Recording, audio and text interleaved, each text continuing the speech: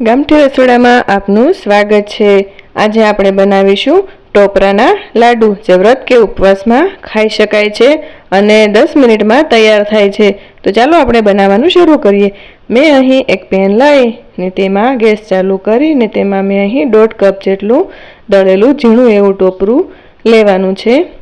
તો અહીં આપણે તેને શેકી લેવાનું છે 5 થી 7 મિનિટ જેટલું। તો एकदम धीमा गैस पर ज शेकवानुं छे, जेथी तेनुं जे मोइस्चर होय छे ते दूर थई जाय छे।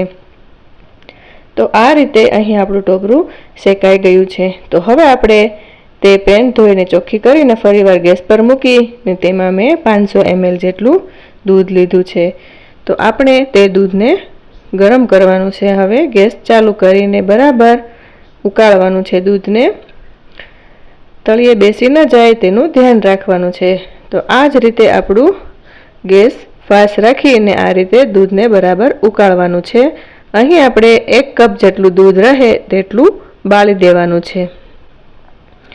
તો આ રીતે આપણું અહીં દૂધ 1 કપ જેટલું જ વધ્યું છે। તો તેમાં હવે આપણે સાકર ઉમેરીએ। તો આ રીતે મેં અહીં અડધો કપ જેટલો મેં સાકર લીધી છે। તો સાકર ઉમેર્યા બાદ હવે આપણે તેને બરાબર આ રીતે મિક્સ કરી લઈએ, જેથી સાકર અંદર दूध साथे एकदम मिक्स थई जाए। तो थोड़ी वार माटे हवे आपणे ते साकर उमेरीने उकळवा देवानुं छे। तो हवे आपणे तेमां जे शेकेलुं जे टोपरुं हतुं ते तेमां उमेरी दઈએ ने हवे आपणे आ रीते बराबर मिक्स करता जઈએ ने बराबर चलावतुं ज रहेवानुं छे, नहींतर नीचे बेसी जशे। तो आ रीते सरस एवुं बाइंडिंग आववा लाग्युं छे। तो दूध पण बळी गयुं छे। तो हजू पण थोड़ुं एवुं लागे छे। तो हवे जोईए तो बराबर सरस दूध बळीने रेडी तैयार थई गयुं छे। तो हवे आपणे तेने ठरवा माटे थोड़ीवार माटे मूकी देवानुं छे। तो અહીં આપણો આ માવો તૈયાર છે। તો હવે આપણે તેમાં ઉપરથી થોડો એવો 5 થી 7 જેટલો એલચીનો પાવડર ઉમેરીશું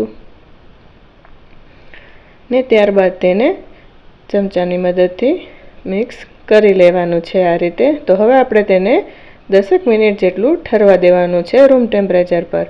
તો અહીં આપણે 2 ચમચી જેટલું ટોપરું લેવાનું છે ઝીણું ને ત્યારબાદ 1 મોટી ચમચી જેટલા મેં અહીં પિસ્તાની કતરણ લીધી છે। તે બંને આ રીતે મિક્સ કરી લેવાનું છે। તો હવે અહીં ઠંડુ થઈ ગયું છે જે મિશ્રણ આપણું શેકીને તૈયાર કર્યું તે। તો તેને આપણે હવે બરાબર લાડુ બનાવી લેવાના છે। તો અહીં 1 ચમચી જેટલું હાથ પર લઈને તેને આ રીતે લાડુ વાળી લેવાના છે ને બરાબર શેપ આપી દેવાનો છે આ રીતે। તો અહીં આપણા લાડુ તૈયાર થવા જઈ રહ્યા છે। તો હવે આપણે જે આપણે ટોપરું ઝીણું છે પિસ્તાની કતરણ તેની ઉપર આ રીતે રગદોળી લઈએ અને બરાબર ઉપરથી કોટિંગ કરી લઈએ આ રીતે। તો આ રીતે કોટ કર્યા બાદ હવે આપણે તેને એક ડીશમાં મૂકી દઈએ। તો આ જ રીતે આપણે બીજા પણ લાડુ તૈયાર કરવાના છે। જો તમને મારો વિડીયો ગમ્યો હોય તો મારી ચેનલને લાઇક, શેર અને સબસ્ક્રાઈબ કરવાનું ભૂલતા નહીં। કોકોનટ લાડુ તમે ગમે ત્યારે બનાવી શકો છો। તો આ રીતે લાડુ આપણે બધા જ લાડુ તૈયાર કરી લેવાના છે। તો આપણે તેને પણ આ રીતે કોટ કરી લઈએ। તો આ રીતે કોટ કર્યા બાદ તેને ડીશમાં ફરી રાખી દઈએ।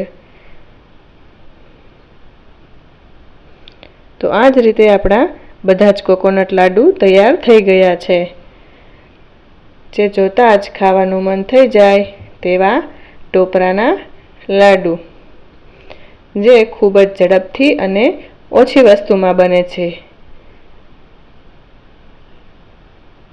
તમે પણ ઘરે જરૂરથી ટ્રાય કરજો ને જણાવજો કે તમને મારો વિડીયો કેવો લાગ્યો। તો ફરી જ મળીશું આવી જ કંઈ વાનગી સાથે ગામઠી રસોડામાં।